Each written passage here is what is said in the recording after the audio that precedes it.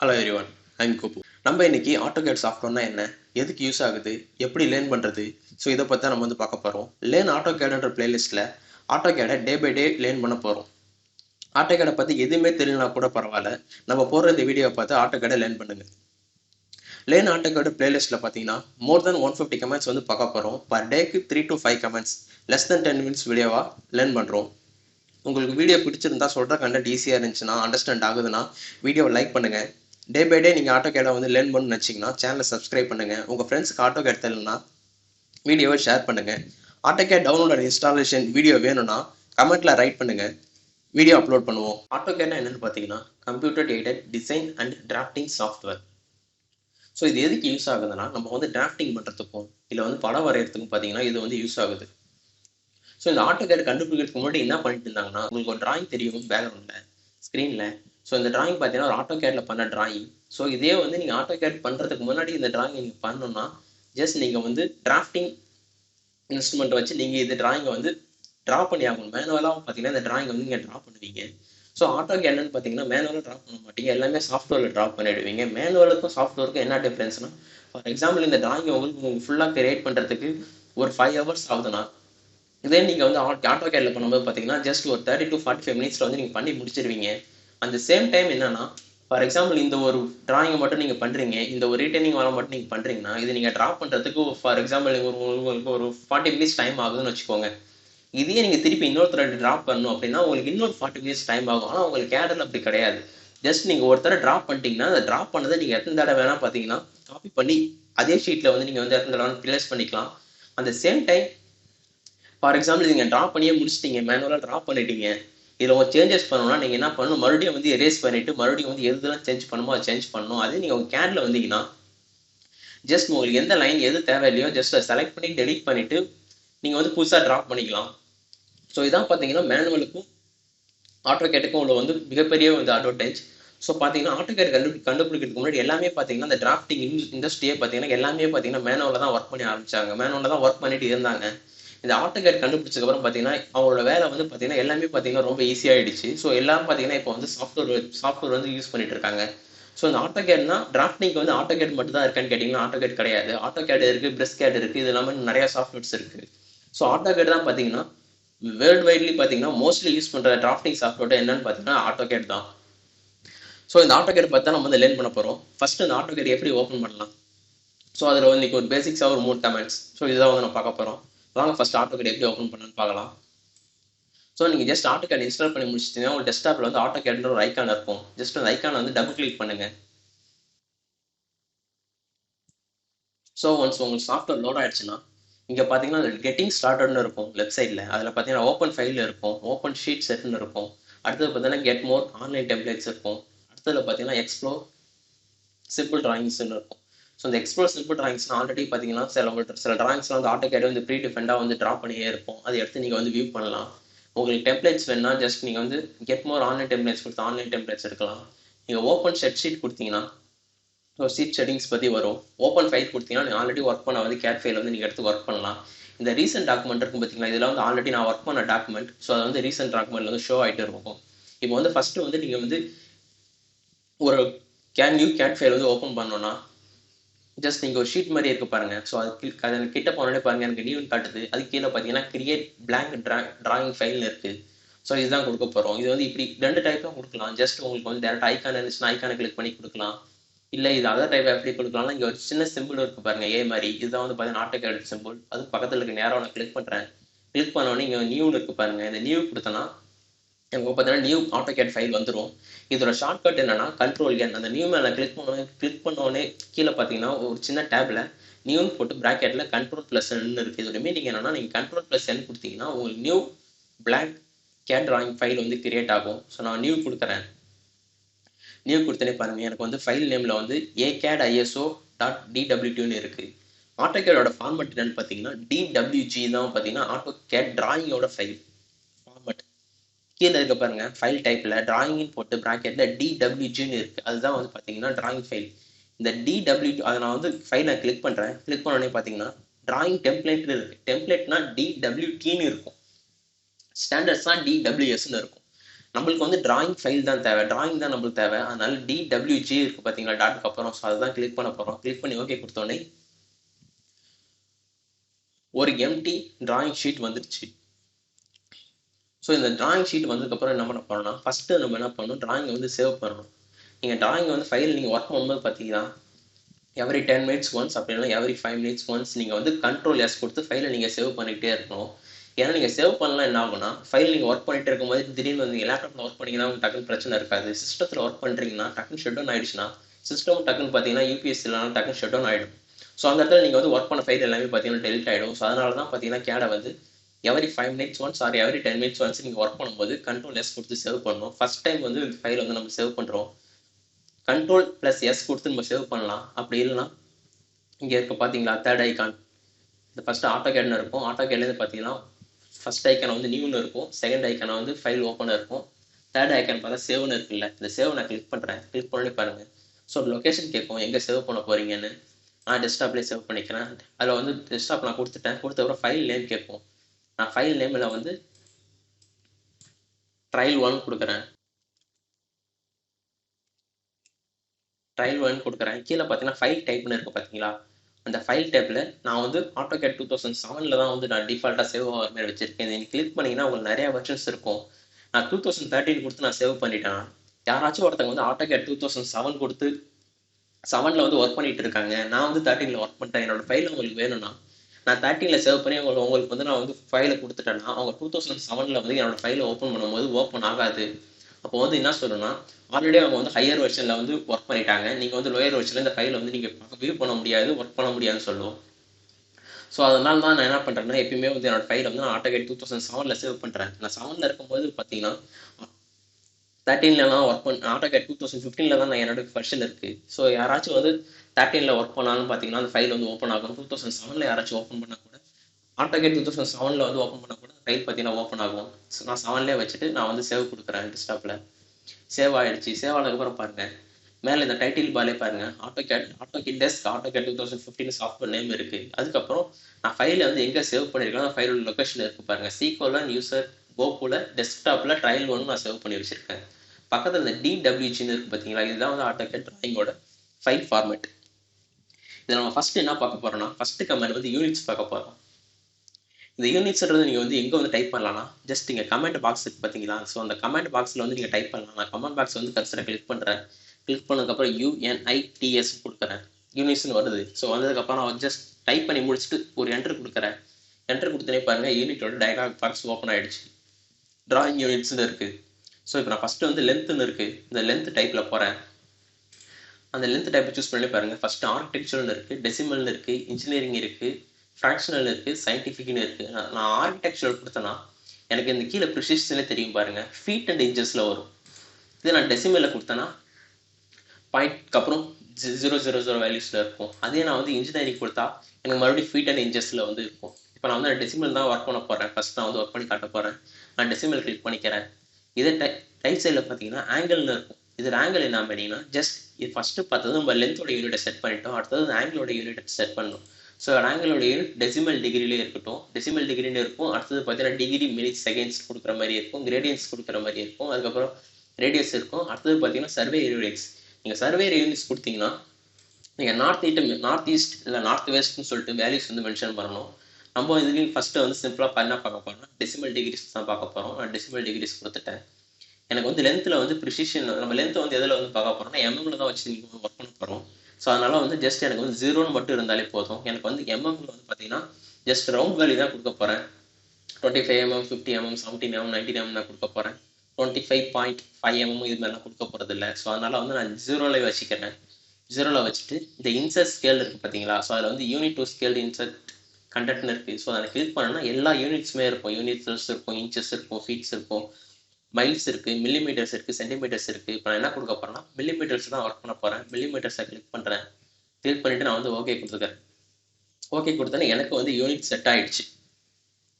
இப்போ நம்ம அடுத்த கமெண்ட் வந்து என்ன கொடுக்க போகிறோன்னா லிமிட்ஸ்ன்னு கொடுக்க போகிறேன். இந்த லிமிட்ஸ் எதுக்குன்னா, இந்த ஆட்டோகேட் ஷீட் பார்த்தீங்கன்னா இது வந்து பார்த்தீங்கன்னா ஒரு இன்ஃபினிட்டி ஷீட்டாக இருக்கும். எந்த லிமிட்டுமே கிடையாது.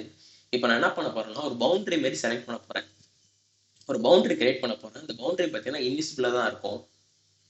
ஸோ எதுக்குன்னா நான் ஒர்க் பண்ணுற ஃபைல் எல்லாமே இந்த பவுண்டரிக்குள்ளே தான் வரும். ஸோ அந்த பவுண்டரியை தாண்டி போயிடுச்சுன்னா என்னால் வந்து பாயிண்ட்ஸோ இல்லை வேறு ஏதாச்சும் வேல்யூஸோ அந்த பவுண்டரிக்கு வெளில வந்து ட்ரா பண்ண முடியாது. ஸோ அதனால தான் என்ன பண்ணுறேன்னா ஃபஸ்ட் நான் வந்து ஒரு பவுண்டரி கிரியேட் பண்ணுறேன்.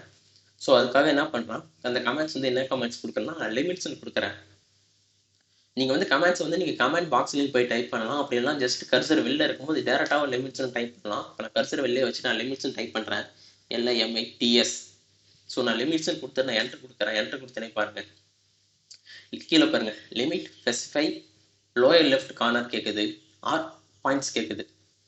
ஸோ நான் பாயிண்ட்ஸ் கொடுக்குறேன். எனக்கு எங்கேயும் ஸ்டார்ட் ஆகும்னா 0 ஸ்டார்ட் ஆகும். ஸோ நம்ம கிராஃப் போட்டோம்னா நம்ம 0 ஒரு வேல்யூ வச்சுருப்போம்.